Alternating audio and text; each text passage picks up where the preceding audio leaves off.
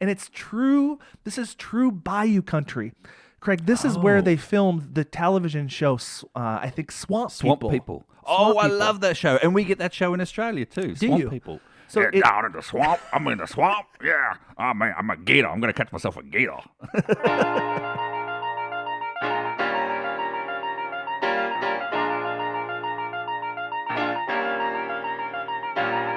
Do you love the outdoors? Do you love to travel? Do you love to find hidden treasures in towns in the USA?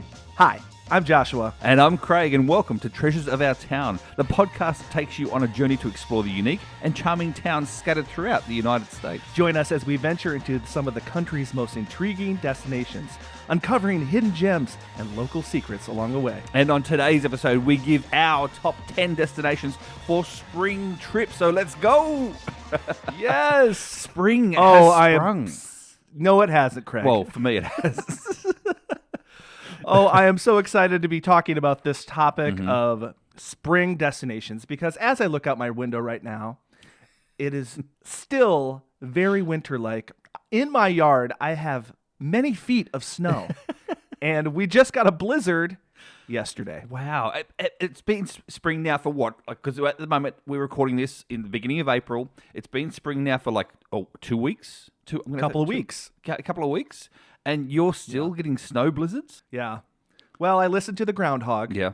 And I think we're past the groundhog time. What is it with the ground? Does he see his shadow? Is that the thing when if he does see his shadow, then it's going to be a short winter or a long winter? No. I think it's if he sees his shadow, there's more winter. There's more winter. I believe. Oh, is that what it is? Is that what, I don't know the rationale behind that. You think the sun would be like, that's right. The sun's out, guns out. But it's all about the groundhog himself if he sees it. If he looks away, he doesn't see it, see? Well, this is true. Yeah, so it's not about the sun, it's about the groundhog. Anyway, I digress. Let's get on with this show, Josh. We're talking about the top 10 places that we feel are good to visit in the springtime. Because let's be honest, where we live, you and I, it's not so good in the wintertime. Well, it depends on your perspective. That's true. There's a lot of people that live up here in Minnesota that love the winter for snowmobiling and sledding and skiing. But we are talking about maybe getting away from some of those winter activities. Yes, exactly. And see, where I live here on the Jersey Shore, then winter for us is actually good for the locals because we don't have all the tourism you see coming through, and we get free parking down the shore during the winter time and all that sort of thing. Come this time of the year, April, May, all of a sudden the parking inspectors are back down the Jersey Shore because all the tourists come in for their parking and stuff, and then it gets busy as well. It gets busy with people who don't know how to drive in these roads. But anyway. People show up to see Snooki and all the other Jersey Shore cast members. Is that what happens? Yeah, they use the duck phone. Actually, in fact, I'll digress here, but geocaching related, I do have an adventure lab on the Jersey Shore, which features the Jersey Shore crew. Like at each location, it shows you where they've been at each location, whether it be the pizza restaurant or where they lived at a house or where they worked in that little shop that they have. And then to get the answers, you got to watch a little snippet video that I've made. You see on the actual Jersey. Some people don't like it because some people thought the Jersey Shore show was just ridiculous, and I understand that. But it is what it is. It's a TV show, and therefore then it's a adventure lab. So there you go. I love that. That's very creative. Yeah. And I love a good television show or movie themed geocache or adventure lab. Exactly. Adventure. Well, we just came. You just came back from New Mexico, I do believe. Yes, I did, and we're gonna have a whole special show on the things that I experienced in New Mexico. It was the first time I really spent a significant amount of time in New Mexico. It is truly the land of enchantment. It really is. They say. It really is. So I've been there too, Josh. I've been to New Mexico as well, and I kind of did the similar thing to you in terms of the drive around New Mexico. I think it's about 80% of the counties that I've actually found a geocache in New Mexico in a space of 10 days. Oh, that's really cool. Yeah. I wasn't even thinking about counties. No. But we got to talk about spring break. And you know what? Let's get onto it. New Mexico would be a great spring destination. Maybe in our list here, maybe we will venture into the land of enchantment. Let's talk about it now because that's on my list, Josh. So my first one I'm going to say is Santa Fe in New Mexico, and it's New Mexico's capital. There's lots of things to do in springtime. You can explore the Canyon Road and its artist studios, galleries, and restaurants. When you're done there, you can pick up any souvenirs like the jewelry, pottery, that sort of thing as well. They've got Santa Fe Opera House, and it's a world-renowned venue. And then you got the Museum of the International Folk Art as well. It has the largest collection of international folk art in the world. Don't miss. Josh, you went to Santa Fe, didn't you? Yeah, I spent like 2 hours there, and I'll tell you what I visited because there was a location that I was told I just had to visit. And have you ever heard of Meow Wolf? Meow Wolf. Yes, it rings a bell. You have heard of Meow Wolf? Meow Wolf. Yeah. That rings a bell. I think my wife was talking about it or something when we were there. She was talking about Meow Wolf. Yeah. Tell me about it. Like it rings a bell. Okay, so there's this thing called Meow Wolf. And it's very hard to describe, but I'll do my best. I believe the first location was in Las Vegas. They also have a location in Denver, and now they have a location in Santa Fe. It is sort of like this amazing art installment. It's a building, and you go into it, and at least the one in Santa Fe, you go into it, and there's like a house. You see a house, so you're like outside at night, and there's a full-size house. You walk into this house, and you notice there's something strange and odd about this house. Something's not quite right. And all of a sudden you notice, Craig, that there's portals that go into another realm, another world. Like you walk through the refrigerator and all of a sudden you're in this like alien type world. You go into the fireplace and you're in the belly of some like strange creature. It is the most unbelievable artwork thing. I don't know how else to it's like an describe it. interactive artwork.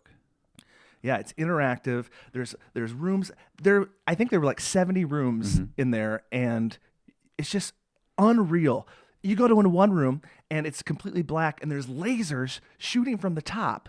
And you notice that these lasers, and you put your hand on it, the lasers are a harp. So you're playing this like laser harp. I can't really say much more about it. You have to just truly experience it. And it's not a surprise that there is a location in Santa Fe with all the art. Yes, yeah, exactly. Santa Fe is very well known for its art itself. Now we're talking about the geocaching on the other side as well, because we'll talk about this more in an episode when we talk about Breaking Bad and New Mexico in general, I think. But there's some great adventure labs, including some film locations as well about Breaking Bad. Oh, we love the Breaking Bad, don't we, Craig? I'm actually watching it again. I'm watching it for the second time. I've just started last night. I started season 5, the last season. So I watched as well. There was like a YouTube video, 24 hidden Easter eggs in Breaking Bad. I watched it on YouTube. I think I sent you the link. 24 hidden Easter eggs, and it talks about how in season 1, in the beginning of the episode in season 1, they've got things hidden in plain sight, basically. Like geocachers love it. Hidden in plain sight that actually come back in season 5. Really? An example. Everyone knows the whole season 1, episode 1, where Walter White jumps out of his RV and he's pantless, like he's got his pants off, right? He drives off in the RV and his pants go flying in the air. You remember that? Everyone knows that scene, right? Yeah. Have you ever thought to yourself, what happened to those pants? Yeah, I stay up. I stay up at night wondering what happened to those pants. I'm telling you what's going to happen to those pants. In season 5, Josh, he's rolling a barrel through the desert. He rolls past the old pair of pants that he left there in season 1. There you go. You gotta love that. You love that. These script writers, they were absolutely incredible with the Easter eggs that they laid down from start to finish. Unbelievable. Anyway, I digress. Let's go on to your number one for for spring. These are in no particular order. And I should say too, my list. I know on Treasures of Our Town we've talked about like sort of these smaller communities. I'm just gonna have a little disclaimer. I've got some bigger cities here. Yeah. So this episode of Treasures of Our Town, sometimes we zoom in right on maybe a smaller community. Yeah. This episode is all about zooming out. Right? Yeah. So we're just scratching the surface. We could do one episode on all of these locations. Yeah, easily. On each of these. Easily. Yeah. All right, so my first spring destination. And I want to say, Craig, this is how I selected them, okay? No. It was not a spring location for me unless it was south of the southern border of Missouri. and rightly so. I mean, your current blizzard and temperatures there, you can understand why. I figured that was safe. I figured that was the spring snow line. Yes. Right? Yes. So my first destination, I've been there several times, is Naples, Florida. Oh. Now, there's a lot of places I could select in Florida. There's a lot of beautiful beach space. You know, we've been to Cocoa Beach, Craig. Yeah. I've been to the Tampa area. I could focus on that. But there's something about the amazing beaches of Naples, Florida. If you love beach life, if you love beaches, this is the place to go. Clean beaches, beautiful sand. I'm not a big, go to a location and sit on the beach. Yeah. But if I was that type of person, Naples is your place. Yeah. And is that the Naples with the white sand, or is that on the other side? Oh, it's pretty white sand. Yeah. And it's like powder. Yeah. It's so gorgeous. And another reason why I really love Naples, I could pick a lot of Florida locations, is its proximity to the Everglades. Oh, yes. Craig, have you ever been to the Everglades? Yes, I have. You have? Yes, okay. I have. So if you want to see gators in their natural habitat, even off the airboat, just take a drive down a country road in the Everglades. I did this. And literally, you drive down this country road, and there's gators on both sides of the road. A little freaky for this Minnesota boy, but it was very exotic for me. And it was it's free. It's a free way to see some gators outside of like a gator tour. And they do have those airboat tours. I've done an airboat tour before. Yeah. And those are a ton of fun too. But if you want to just do a free, just nice little drive, it's only like a half hour south of Naples. That's great. And, on our next episode, Craig, we're going to be talking about roadside attractions. Yes. Just south of Naples, Florida is Okeechobee, Florida. I know. Have you heard of? I've been there. You've heard of Okeechobee? I found a geocache. It's next to. Is it the world? It's the smallest post office. Am I right? Yes, the world's smallest post office. I've been there. Found the cache out the front. Yes. Again, if you're listening to this and you don't know what we're talking about with geocaching, just want to say, we're going to say this every episode. Apologize to those of you that are geocachers. But geocaching, it's a worldwide scavenger hunt where you use a GPS app to find hidden containers all over the world. It brings you to some places that you would never know about, like the world's smallest post office. Yep. And you go to the world's smallest post office, you can actually mail a letter there. Yeah. And they stamp it, that you sent it from the world's smallest post office. I think it's great. I think it's awesome. Yes. One more place. You know, we've said we were going to talk about food, Craig. Yes, absolutely. On this podcast. You know me, I love food. And I have a strong recommendation. If you're in Naples, you must eat at Gumbo Limbo. Oh. And Gumbo Limbo is a beautiful beachside dining experience. All right. I'm going to just say it's a little on the pricey side. Yeah. So, maybe have your McDonald's, have your Subway earlier in the day, and then go down to the beach, get your reservation. It usually takes a couple hours to get in. So go early. Yeah. Get a reservation at maybe 3 o'clock. You're going to have to wait 2 hours. You're going to get in at 5, and you will have the best steak of your life. Really? Gumbo Limbo. Greg, I had the best steak of my life there. Really? Just like one of those melt in your mouth. And the cool thing is, it's nothing like having the best steak of your life with the sun setting on the beach. It was absolutely gorgeous. Very Naples, different, Florida. Very different to what you're currently situated there in Minnesota, I'm sure. Yeah. And one more thing, if we have any baseball fans out there. Oh, yeah. Just north of Naples is Fort Myers, Florida, and that is the place of the Minnesota Twins training camp. So that's just a short drive up there. During spring, we're talking spring, go see the Minnesota Twins take in a baseball game. Naples, Florida, that's my first location. That's cool. Well, I'm going to hop now. I'm going to hop onto the other side, and I'm going to go to St. Augustine in Florida.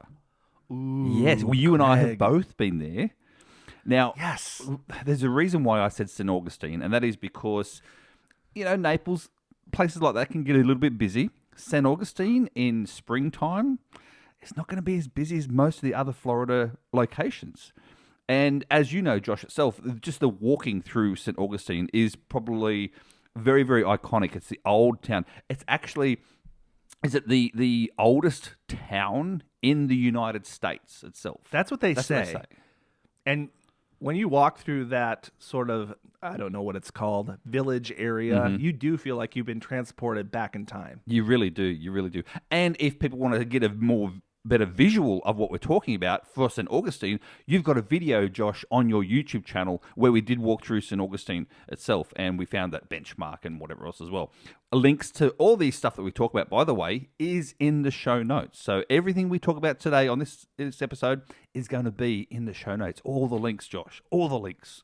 All of them. And we got visuals, man. I've got videos of a lot of these locations, and I know, Craig, you probably do as well. Yeah, definitely. But but St. Augustine, Josh, as well, is very family friendly, orientated in the spring break, as opposed to other places like Daytona and Cancun and even Panama City itself, where spring breakers, the younger spring breakers, go to be wild and crazy. You won't kind of get that in St. Augustine, so it's more family friendly, more calm, relaxed. It's still warm weather, and you can swim. You can swim in spring. Because it's the waters are quite warm as well, but it's not going to get so wild and crazy like the younger generation do of this this day and age. But there are other activities as well outside of geocaching that you can do. There's like eco tours down there as well. You can have a look at the marine life. You can go sailing, kayaking, boating, all this sort of stuff you can do in St. Augustine, even like paddleboarding, and going through that way as well. But as I said before, geocache related, I think what we did was great. We did those Adventure Lab walks through the town itself. And of course, we can't not say about there was one of only 4 in the USA of those geocaching benchmarks. Oh, yes. Yeah. And we don't need to go into it, but there's a very rare benchmark there. Yeah. Right outside the visitor center. But, you were talking about maybe St. Augustine is a place for people that are a little bit more mature and old. And you know why that's good to go to St. Augustine? Because there is the Fountain of Youth. That's right. There is the Fountain of Youth there as well. I didn't even have that on my list. Good work. Good pickup, Josh. Yeah. And remember, we went there to look for the Fountain of Youth, and we got scolded. Well, okay. People, if you're going to go to St. Augustine and you want to go to the Fountain of Youth, just be prepared. You have to actually pay an entry fee to go and see the Fountain of Youth. I tried to just walk in because I was looking for it. Yeah. I was actually looking for a geocache, let's be honest. Yeah, we were. And I did find the geocache, but we did not see the Fountain of Youth. We saw bottles of water with our names on. True. We went to the gift shop. We saw bottles of the Fountain of Youth water, and we thought, you know what? This is good enough. That's it. And then we left. Yeah. We didn't even buy any of the bottles of water. We saw it. Yeah. We saw the water that came from the fountain. And then we went somewhere better. Do you remember where we went right after that? We went geocaching as well, but we went to a Buc-ee's.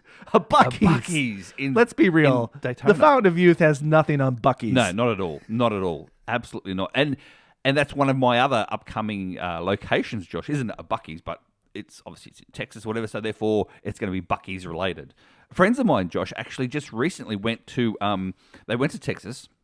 And they'd never been to a Buc-ee's before. They went to Buc-ee's in Texas, and they were there for like 2 hours inside Buc-ee's. They had I believe they it. had the brisket burgers as well. Brisket on the board, that sort of thing. And that was your first time too, Josh, at Buc-ee's that day. Well, I think we should enlighten the listeners if they've never experienced a Buc-ee's. Craig, describe Buc-ee's. Okay, for me, a description of Buc-ee's is a gas station or petrol station, wherever you're from, on steroids. Like, yes. we're talking humongous. Think of everything bigger in Texas. It really is. So these Buc-ee's themselves, I'm going to say, Josh, some of them have over 100 gas pumps. 100 gas pumps out front in 2 massive big lines where you can just go up and you're never going to wait. But then inside, you've got You got all these different types of food. They make the brisket there on the spot at the location. It's really good. It's good really brisket, good. yeah. It was the best brisket I've ever had. I'm just gonna say Yeah. it. At a gas station. At a people. gas station, a Bucky's gas station. They've even got like souvenir shops, so you can buy all different souvenirs for Bucky's brand. You can buy chairs, like outdoor seating chairs with Bucky's written on it as well for kids and adults. You can buy umbrellas, anything you name it, you can pretty much buy it at a Bucky's. This is the bonus location of the 10 we have. We're just gonna add on number 11, spring destination. Bucky's. Any Bucky's. Any Bucky's. Absolutely. And there was one, it was a half hour from Naples. Getting back to Naples, of course. Yeah. I mean, I'm sorry, half hour from St. Augustine. And it was in Daytona. It was just off the freeway in Daytona itself. So that's where it was. So that's my number 2, Josh. Where are you going to go for number 2? Let's That didn't sound right, but you know what I skip mean. and a jump over to the western side. Mm-hmm. And this is a larger destination, so I acknowledge that. But I've been here so many times. Craig, we've been here together. We have? It's a great destination, especially in the spring. And that is the Phoenix, Arizona area. Ah, yes. We have been there together. Yes. I really And- enjoyed Phoenix. I love Phoenix. There is so much to offer. The communities around Phoenix. I mean, we could have a whole podcast about Phoenix. There's so much to explore down there. But if we're talking about Phoenix proper, the one place I always go, and again, this is a big tip for geocachers, is you got to go to Papago Park. Craig, we went there, remember? We did. Is that the place where we went for that walk? We found a couple of really neat geocaches, like actual gadget caches, but then there was that a hole in the rock. Is that the one? Hole in the Rock, which is actually an earth cache. Yep. But I love Papago Park because you get the feeling of hiking out in the middle of nowhere, cacti all around, great geocaching, but you're not like in the middle of nowhere where you're about to get, lost and bit by a snake. So it's a very accessible park and it's very beautiful. And you can go up there you can do a short hike up to the hole in the rock. And I love going up there and sitting up there and watching the sunset. Sunsets are a theme here for me. Both locations have amazing sunsets. And it's funny, when we were at that hole in the rock, Josh, I automatically thought about those videos you see, Instagram versus reality. You see Instagram photos of this gorgeous person, male or female, it doesn't matter, in this gorgeous location. And then in reality, there's like 100 of them all around at the same time trying to get the same sort of photo, the same sort of picture. That is true. It is a very popular location. But if you get if you hike away from hole in the rock, you're it's not that crowded. No. And it's just filled with oodles and oodles of geocaches. By a geocacher by the name of Duckmeister, who is sadly great guy. His name was Al. He passed away. But a lot of people have adapted his geocaches because they're just so good. Yeah. And speaking of geocaches, really close to Phoenix is Mesa.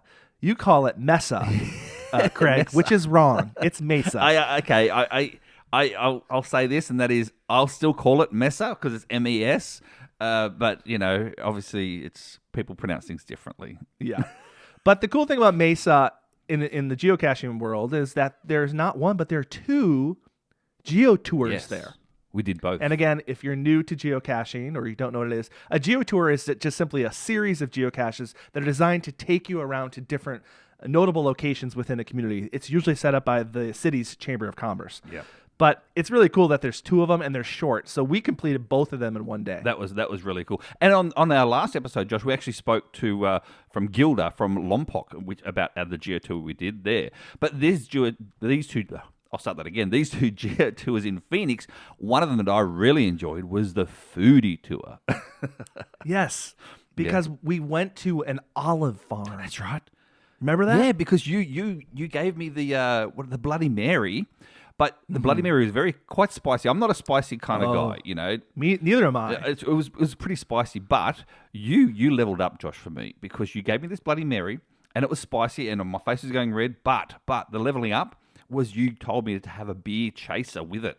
Yes. Oh man, that was next Bloody level. Mary. Bloody Mary 101. Get the chaser. Yeah, you know, be a chaser. especially if it's spicy. It tones it down. And we had great Bloody Marys, and I love a good Bloody Mary with olives. Yes. And this was, if you're gonna get olives, go to an olive farm. Exactly. Olive oil, everything olive there. They had everything olives. That was great. And then we ended up at that last one, which was like a food truck, like a stationary food truck type style. Like real, like not Mexican. What do you call it? The briskets and the chicken and that was good. It was a great barbecue place. That was a great a barbecue sandwich place. Yeah.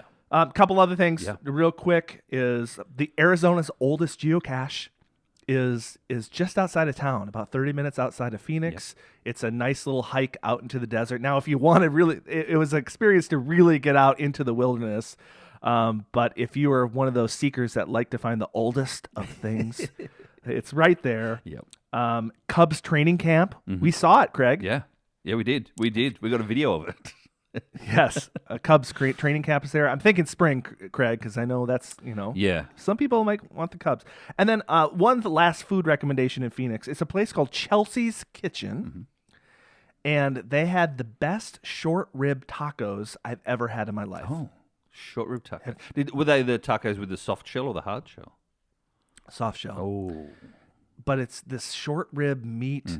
It's just melt in your mouth. Imagine just like little pieces of tiny, really tender steak inside of a awesome taco. Highly recommended. Chelsea's Kitchen. Look it up on Google. I'm not exactly sure where in Phoenix. But Phoenix, Arizona. And again, Josh, location. I might look it up for people on Google beforehand, and all the links will be in the show notes for them. So I'll make it easier for them, Josh. Don't worry. Perfect. Exactly. Well, that we're going to stay there and around that location. I'm now going to go to This is a country area, so it's not actually a particular town or city. It's called the Texas Hill Country in Texas. It extends, so it's kind of west from Austin and a little bit north from San Antonio. And it's like the whole area is called the Texas Hill Country. And it has natural beauty. It's got all small town charms as well, because you go through different towns. I think some towns you go through would be like Willow City, Jefferson. They call it as well. You go through Canyon. It's actually a town called Canyon. And they call it the Grand Canyon of Texas. Is there like a little hole there? Or is it just... It is actually a canyon. It is actually a canyon. But it is? Yeah, but it's not as big as the Grand Canyon. Gotcha. Wimberley's there, Marble Falls as well. But the best thing, Josh, about this place is its natural beauty. At this time of year, in springtime, is when they call them bluebonnets. They come out in full bloom. They're actually like a plant or flower, and they literally blanket the entire area with blues, whites, yellows, purples. Oh, it is absolutely stunning. I have not actually been there myself. I will say this. I did do. You haven't been there? No, I did. I Googled all this. Wow. Yeah, I Googled a whole lot. I had a look at them. I had a look at photos. I looked on Instagram photos, that sort of thing. It's absolutely stunning at this time of year in springtime, and that is the Texas Hill Country in Texas. We need to go, Craig. I know. We need to go. I know. I'm talking We myself need to get into on it. the horn. We do. With the Texas Hill Country Chamber of Commerce and do. say, hey, we want to visit your place. We want to do a podcast. We Yep. want to see those beautiful flowers. Yeah. Craig, I love that you've picked a location that you haven't been Absolutely. Well, I haven't been to all places. I'm only new to America. I haven't been. to. Wait, you're not omnipresent? You can't just teleport to wherever you want? Can you imagine that? That would be great. That would make would our be life amazing. so much easier. Yeah. But in the Texas Hill Country as well, Josh, we're talking about food as well. The local barbecue at the restaurants there is absolutely gorgeous, again, because it's Texas and their barbecue, they're known for it. But you can also go winery hopping too. There's lots of wineries in the Texas Hill Country, because apparently, like, it's that atmosphere, that weather and conditions are ripe for vineyards and stuff as well, so you can do that.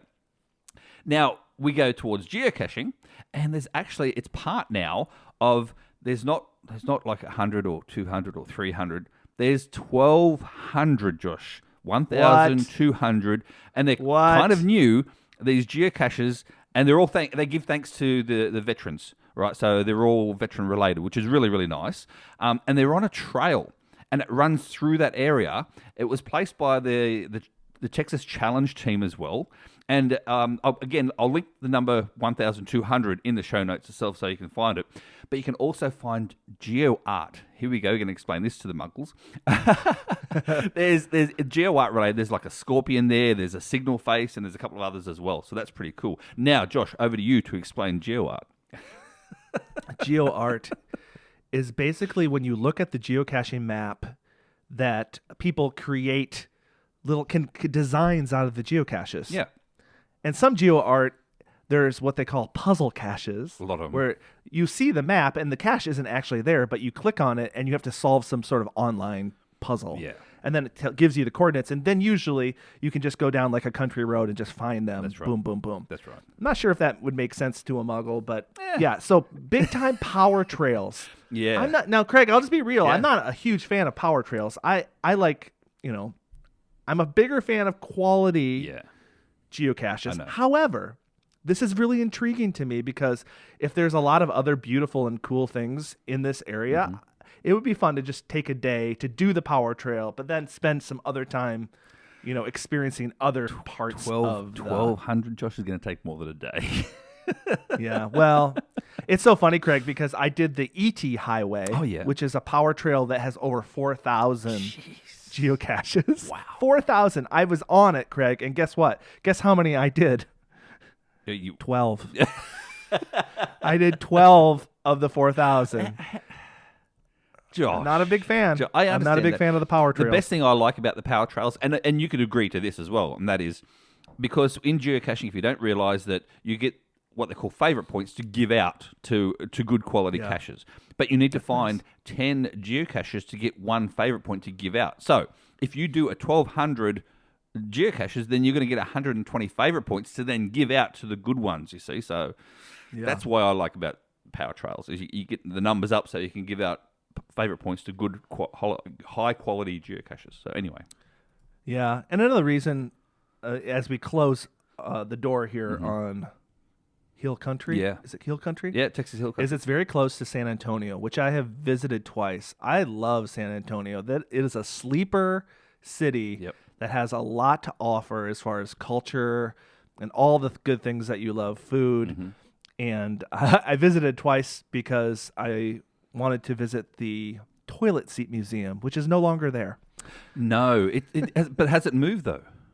Yes, it's in north of Dallas, I believe. Right. At the Colony, which I have to go to as well. So, Craig, maybe that's it. Maybe we fly into Dallas, we check out the new toilet seat museum, and then we drive down to Hill Country. That sounds like a plan. It's coming together. Let's do it. Live on air. Well, not live, recorded on air. Yes. All right. So, is it my turn? Yeah, where are you going now, Josh? Okay, I'm going to another bigger city. I apologize, but again, I can speak well of this location because I've been here probably 3 different occasions. And that is, are you ready? Yeah.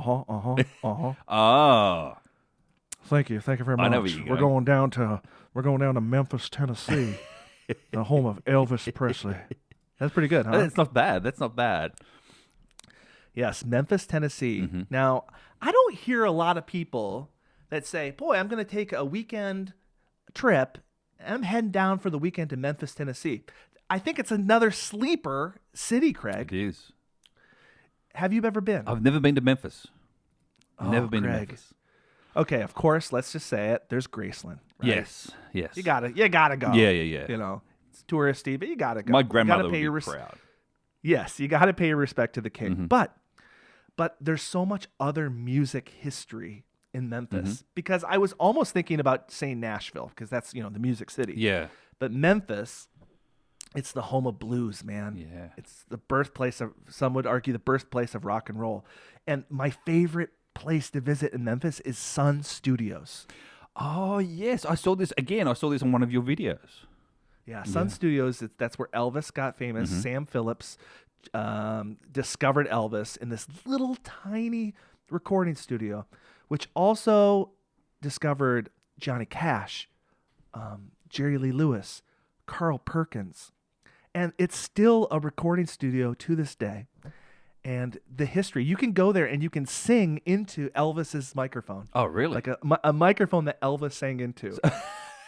I love Sun Studios. Like if I had to choose between Graceland and Sun Studios, I would certainly visit Sun Studios. And from geocaching standpoint, it's of course an Adventure Lab location. course. There's actually a physical geocache right there. Yep. Love that. Yep. There's this thing, Greg. Have you heard of this? Maybe you've heard of this on other podcasts. The Grotto. The grotto. Have you heard of the Grotto? No. Tell me about the grotto. So the grotto it's in a cemetery, and you walk in, and it's like this beautiful, like man-made cave, and it's religious in nature, but it's just beautiful with these rock formations and these colors. It's one of those things that it's very difficult to describe, but you must visit it, and it's cool because it's free as well. So the grotto, of course, it's a virtual geocaching location. And again, if you cannot get the visuals for this, if you can't like close your eyes and think about what Josh is talking about in his words, you have a video of you going through the grotto, I do believe. Once you said, because I didn't realize what the grotto was, but once you described it right then, I'm like, oh, I've seen this on one of your videos. Yeah. It's very hard to explain. You have to visit it to really understand it. So in Memphis, they have this gigantic pyramid, this like man-made pyramid. It used to be the basketball arena, but then the basketball team moved out of it or whatever. Right. So it was empty. But I'm blanking on the name, but like, what is it? It's like an outdoors. Oh, the listeners are yelling at their At the radio. the listeners are yelling at their speaker right now. It's a gigantic Bass Pro Shop. Oh, right. Yes. And this pyramid is huge. You go up this elevator, like you can go inside of the pyramid is hollow, and it's a Bass Pro Shop. And you might think, I'm not into fishing. I'm not into hunting. That sounds kind of weird. It's a sight to behold. It's something you have to go in and experience, because you go in that you're like, I can't believe this, that I am inside of a giant pyramid that is a Bass Pro Shop. It was unbelievable. I'm going to say, if that's the case, I'm going to say probably about 50-50, and that is 50% of people would actually just walk in there and not buy anything. Just they walk in there for the experience. Oh, I didn't. I didn't buy anything. No, it was unbelievable. There's places to eat in there, but I mean, imagine a basketball arena sized place. Yeah, that's it's humongous. Do they have? There's places as well where they've got like big live tanks as well, like with fish swimming around in the live tanks and stuff as well. Yeah, I've seen those on videos. Totally. It's really cool. I've seen that. Check it out. Okay, a couple other things. Memphis, Shelby Farms. It's like this Central Park sized park just outside the city.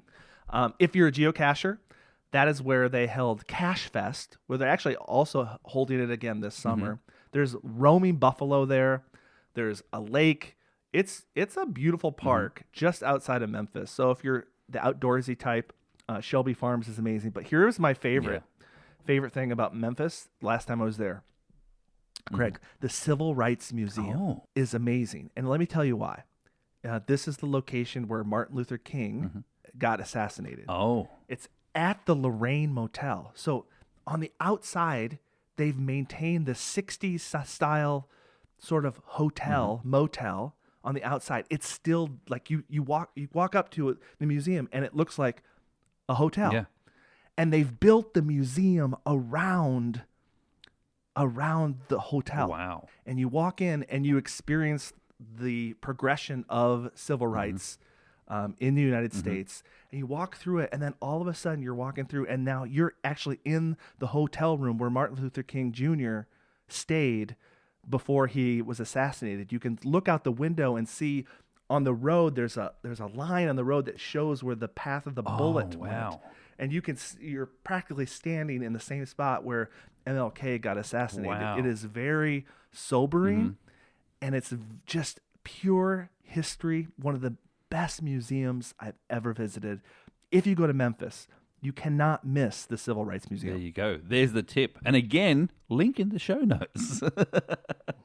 I'll put it in. I didn't take a video there just because I really just wanted to take it all in. Yeah. It was very powerful. Yeah, and this is the thing people say to us as well, as creators, as sorts, and that is, do you video everywhere you go? And the answer is no. Sometimes we do, Josh and I both do just like to enjoy and live in the moment. You know, we don't have to have videos and whatnot. But in saying that, sometimes when we do videos, it creates the memory that lasts forever because, This is like true. like you, Josh, you can look back now 10 years ago, 12 years ago at your videos and of you geocaching or having fun with your kids when they were that big and it sparks memories for you. You know what I mean? And that's what I like Totally. about it. I'm so glad that I did the video of the Breaking Bad tour, which we'll talk about in a talk future about- episode. Yeah, that's But going to be an episode by It itself. was a father-son trip, and Hayden, my youngest, who typically hasn't wanted to be on videos for years, he was really excited to be on that video. Yeah, he did really well with that video. He helped you out as well. Sometimes he was your cameraman, sometimes in front of camera, sometimes behind. And I'll tell you now, your little he's a good little actor. Oh yeah, he is. He's an a excellent good, actor. He really is. And so when that video comes out, and go over there again and go over to Josh's channel, and you'll see the video itself, and you'll see Hayden. If you are upcoming in terms of your a director or producer or anything like that in your area, Josh, I'm telling you now, he's going to be a sight to reckon with in future. I'm telling you now. I love it. He's great. I'm going to skip now, because speaking of family friendlies as well, I'm going to skip to, again, a place where I haven't been, but I would like to go. Okay. Again, this is the reason why I do this, because we've got to plan these trips. I'm going to go to Lake Tahoe in California. I've never been either. There you go. See, so again, maybe we could try and accomplish this. But Lake Tahoe, it's a year-round. It is a year-round playground, but predominantly in the wintertime, obviously it's skiing and that sort of thing as well. But in springtime, when the snow is melting from the bottom half of the mountains, it becomes a nature lover's paradise. You can enjoy the skiing still and whatnot. You can also enjoy hiking. Josh, you can even swim or play golf as well. Apparently, there's a world-class golf course there as well. I'm not a big golfer. I have played a couple of games. Apparently, I'm pretty good at it, but I'm We're not a really big good at golfing mini fan. golf. Mini golf. Me, Both of us. We're pretty much pro mini golf champions. well, I beat you quite dramatically in Did that. you But beat anyway, me? Did you beat me, me? of course, you think you still owe did. me. You still owe me a lunch. Anyway, Right. I forgot about that. I did lose. But in springtime at Lake Tahoe, though, you can even go for a cruise around Emerald Bay. You can go kayaking on the lake as well. Or you can even head downtown for shopping and dining and food and whatnot too. Biking, hiking, all the popular activities can be done. But one of the best parts is the lakefront dining. It is beautiful. Like you were saying before, Josh, about Florida. Yeah. This one here, you still get the sun, but instead of the beach and the sand, you get the beautiful lake and the picturesque mountains behind, with the snow capped on top still. You can do that, or you can even soak in up the hot springs. There's hot springs there as well. Or if you got some money to burn, you can actually go for helicopter tours. Yes. But what other thing I do enjoy, because again, researching this from a geocaching point of view, there's so many different types and levels of geocaches in terms of terrain levels and whatnot as well. From Adventure Labs, virtuals, traditionals, where it goes even. But there's a couple, Josh, there's a couple of T5 geocaches. Now, T5 means Terrain 5, which means you need specialist equipment to actually find this particular cache. This equipment is scuba gear. So they've actually hidden a couple of geocaches in the lake, like inside the lake. Craig, are you scuba certified? Yes, I am. So am I. Oh, you are? Yeah, I didn't know that about you. I No, I assumed didn't you know that were. about you. I mean, Yeah, you're yeah, Australian, so I assume so. Now, it's been a while. I'd have to take a refresher class because I was certified in high school many years ago. But I Only a can couple do of it. years ago. I've never found a scuba cache before. Have you? No, not an actual scuba cache. I found a cache underwater before, but not me that I too. actually required scuba gear Yes. for. But yeah, these ones require scuba gear. Again, links in the show notes. So Lake Tahoe, neither Yeah. of us have been there. If you're Yeah. a listener and you live there, right? Or if you've been there, please contact us. Yeah, absolutely. Tell us what we're missing and tell us why we should go there, especially if you live there or live nearby. Exactly. And if you have any connection at all to the local council or or tourism, let us know that too, so we can then contact them and we can come and probably do a show live from that location. Why not? Why not? All right, are we ready to move on to my fourth location? Absolutely. What's your fourth? My fourth location. Now, this is truly in the spirit of treasure of our town because this is a little lesser known smaller community, 37,000 people population, Mm-hmm. and it is Rome, Georgia. Oh. Do you know why I selected Rome, Georgia?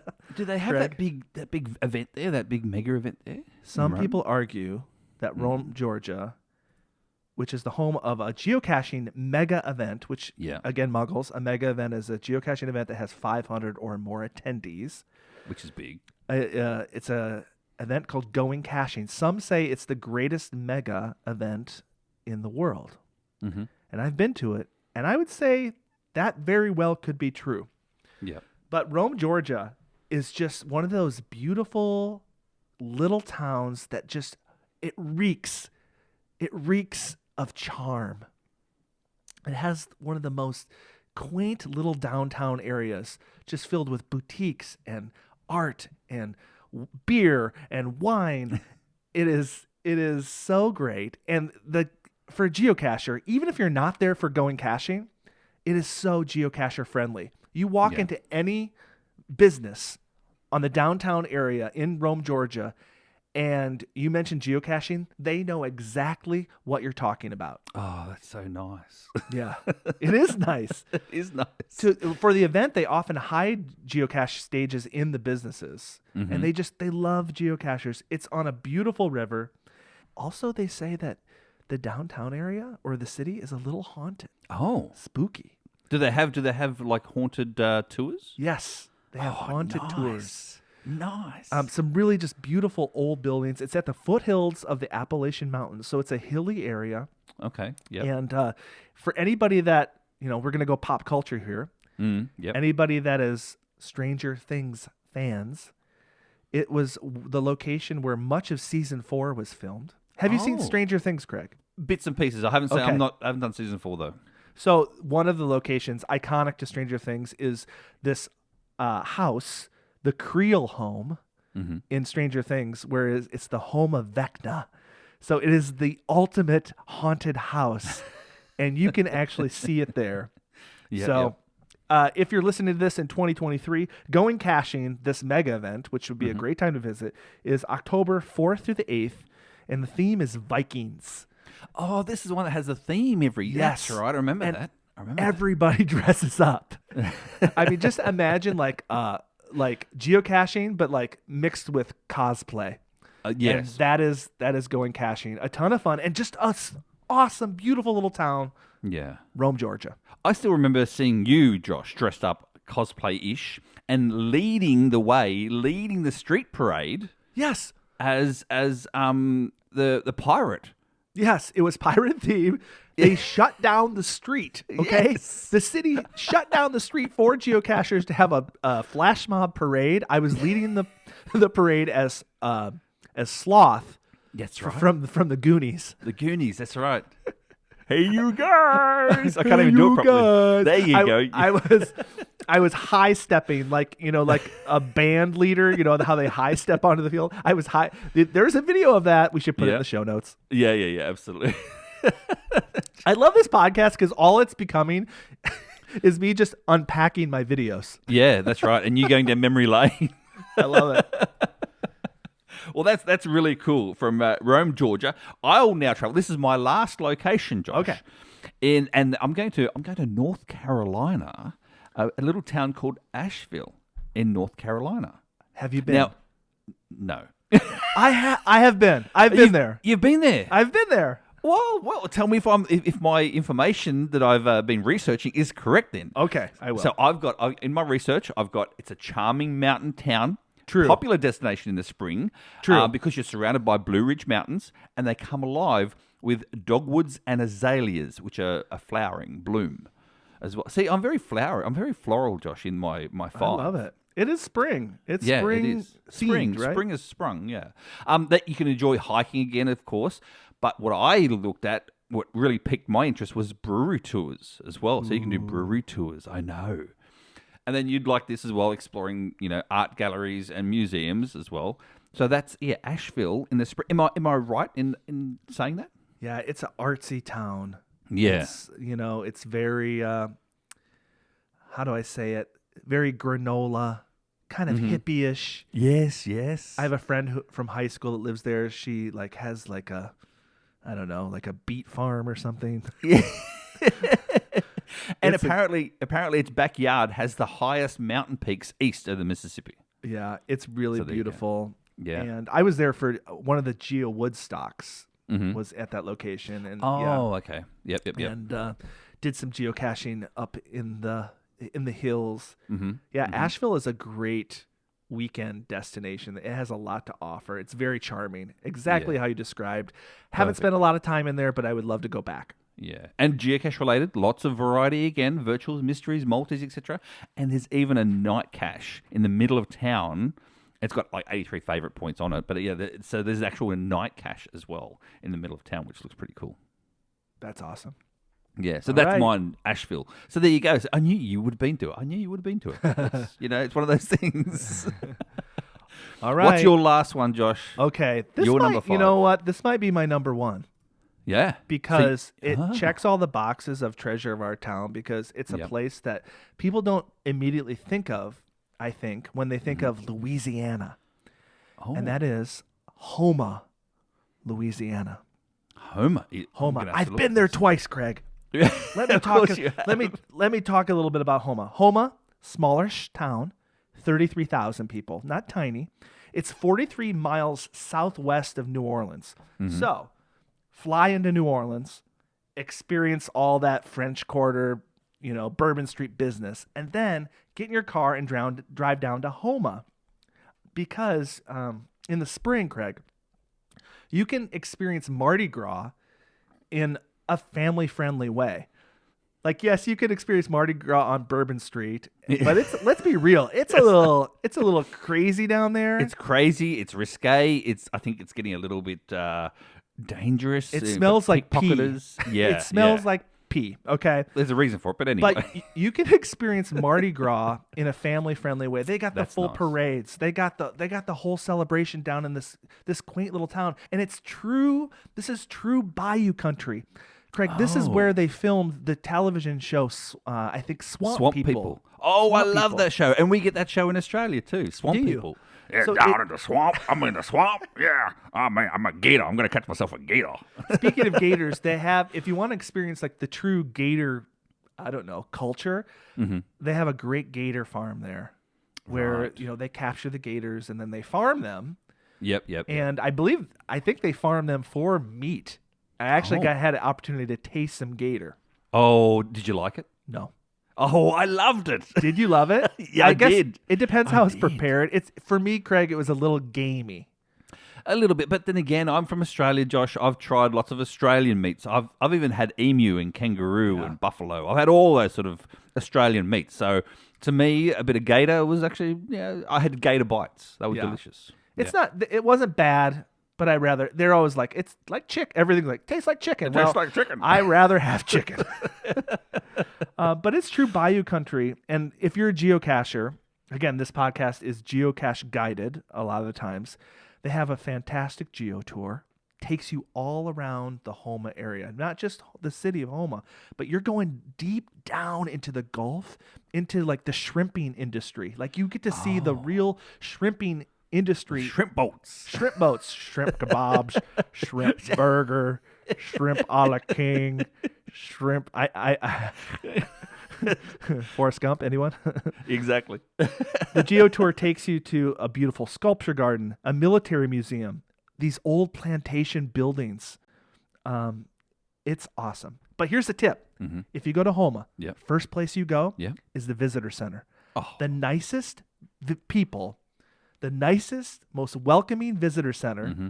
It rivals Yuma, by the way. Really? Yuma had a great visitor center. Yeah, it did. But this visitor center, speaking of big things, it has a giant pair of shrimp boots on the outside of it. Shrimp boots? Shrimp boots. It's like a white rubber boot that they wear down there to like, so their feet don't get wet. See, here I am thinking that actually you're putting shoes on prawns, for goodness sake, like, shrimp boots.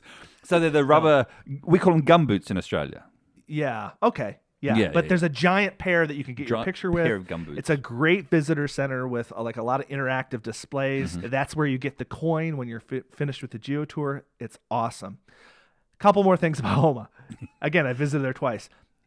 You can get authentic dance hall culture. Oh. Do you know what I mean by dance hall culture? Is that like ballroom dancing and stuff like that? Or? Kinda, but it's like, imagine ballroom dancing, but it's like Cajun. Oh. So it's like this Cajun music. So you could walk into this place. It's like a loosely like a restaurant, but there's, probably 20, 30 people from age 60 to 85 there. Oh, right. And they're just dancing it up, and they just love it when the young people come in to dance.